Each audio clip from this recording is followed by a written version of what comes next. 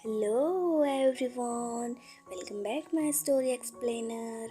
हाजिर हूँ मैं लेकर एक बहुत ही सैड लव स्टोरी है, पर आप लोगों को इस स्टोरी में बहुत ही मज़ा आने वाला है। तो इस स्टोरी को लास्ट तक ज़रूर से सुनिएगा और स्टोरी अच्छी लगे तो like and subscribe and share ज़रूर से कीजिएगा। तो चलिए बिना देर के स्टोरी स्टार्ट करते हैं। एक लड़के यानी कि हमारा अंश, जो कि एक लड़की आरोही से प्यार हो गया। नहीं, सच बात तो ये है कि एक गरीब लड़के को एक अमीर घर की लड़की से प्यार हो गया। लड़की के प्यार में पागल अंश, लड़का अपने आप पर काबू न रख सका। एक दिन उसने लड़की को प्रपोज कर ही दिया। सोचिए आगे क्या हुआ होगा। आपने बिल्कुल सही समझा। अमीर लड़की ने उसका मजाक उड़ाते हुए कहा, तुम्हारे पूरे महीने की कमाई और मेरे एक दिन की कमाई का खर्चा एक बराबर है। बस इतनी ही बराबरी है हम दोनों में, और बाकी सब ज़मीन और आसमान जैसा है। तुम सोचते हो कि तुम जैसे किसी से मैं शादी कर सकती हूँ। मैं तुमसे कभी प्यार करना तो दूर, ऐसा सोचना भी पसंद नहीं करती। ऐसा आरोही कहती है। इसीलिए मेरे बारे में भूल जाओ और अपने स्तर की किसी और को ढूंढो और उससे शादी करो। सोचिए कि आप किसी से बेपनाह प्यार करते हो और वो आपको इतनी निर्दयता से शब्दों के तीर आपके प्यार भरे दिल पर छोड़ दे, तो कैसी हालत होगी आपकी। बेचारा गरीब लड़का आहत होकर खून के आंसू पीकर वहां से सिर झुका करके चला जाता है। इतनी ठोकर कठोरता से ठुकराए जाने के बावजूद भी पता नहीं क्यों अंश उसे कभी भी भूल नहीं पाया था। शायद सच्चा प्यार ऐसा ही होता है। इस घटना को लगभग 10 साल बीत गए थे। एक दिन वह अंश यानी कि गरीब लड़का और अमीर लड़की यानी कि आरोही गलती से एक शॉपिंग मॉल में एक दूसरे से टकरा गए। लड़की ने तुरंत उस लड़के को पहचान लिया और कहा, अरे तुमने अपने स्तर की कोई लड़की ढूंढकर उससे शादी की या नहीं। मैंने अब एक बहुत ही स्मार्ट आदमी से शादी कर ली है, जिसकी एक महीने की सैलरी 10 लाख रुपए है। क्यों, अच्छा हुआ ना मैंने तुमसे शादी नहीं की।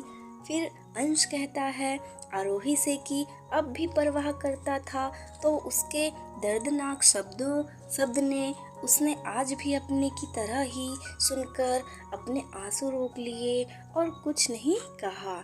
लड़की अकेली मॉल नहीं आई थी, उसका पति भी उसके साथ आया था। बातें करते देख उनके पास आ पहुंचा, लेकिन इससे पहले कि लड़की कुछ बोल पाती, उसके पति ने तुरंत उस लड़के को पहचान लिया जिससे वह बात कर रही थी और कहा कि सर आप, गुड आफ्टरनून सर, मुझे लगता है आप मेरी पत्नी से मिल चुके हैं। यानी कि फ्रेंड्स, यहाँ पर जो अंश होता है वो उस लड़की के हस्बैंड का सर होता है। गुड आफ्टरनून लड़की ने लड़की के पति से कहा। फिर पति अपनी पत्नी यानी कि आरोही को बोला, डार्लिंग मैं चाहूँगा कि तुम मेरे बॉस से मिलो।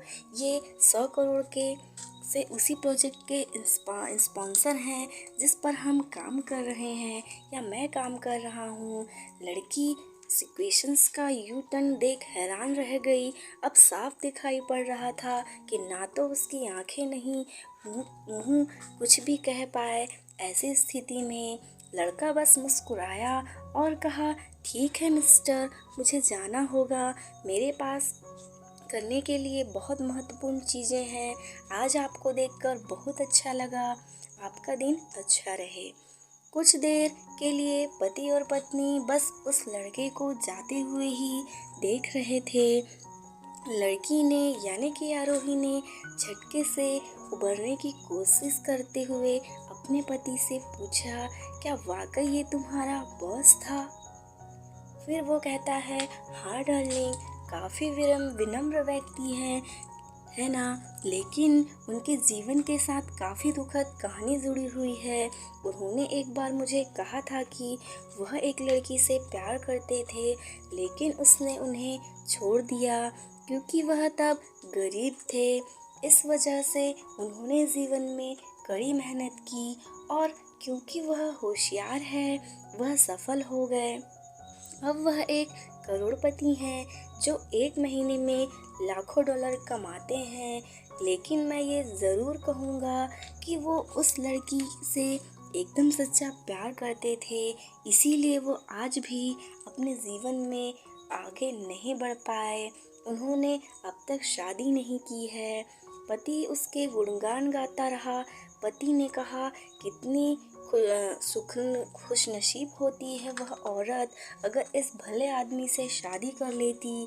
पत्नी पूरी तरह से सदमे में थी और एक शब्द भी नहीं बोल सकी। सो फ्रेंड्स, इस कहानी से हमें यह शिक्षा मिलती है कि दोस्तों, जीवन हमारी उम्मीद से भी ज़्यादा छोटा है, इसीलिए दूसरों को उनकी वर्तमान परिस्थितियों के कारण नीचा दिखाकर बहुत अभिमानी या गर्वित होने की ज़रूरत बिल्कुल नहीं है। समय के साथ चीज़ें और परिस्थितियाँ बदलती हैं। So guys, thank you for watching and support me guys. Like, subscribe and share ज़रूर से कीजिएगा, क्योंकि हम आप लोगों के लिए ऐसी स्टोरीज़ लाते रहते हैं। नेक्स्ट स्टोरी के लिए स्टे कनेक्टेड। जय भारत, बाय बाय।